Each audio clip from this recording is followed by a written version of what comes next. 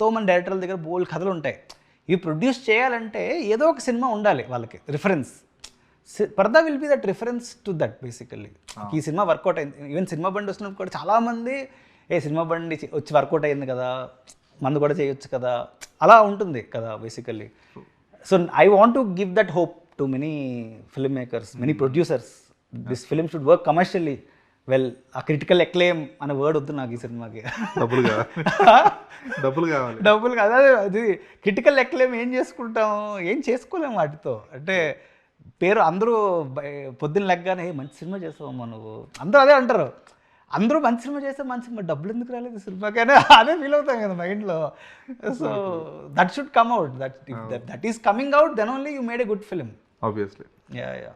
అదే త్రివిక్రమ్ గారు కూడా అంటారు కదా, లైక్ కలేజా హిట్ అయ్యి ఉంటే కనుక నేను ఇంకా డిఫరెంట్ కైండ్ ఆఫ్ సినిమా తీసేవాడిని ఏమో అంతే అంటారు ఆయన కూడా.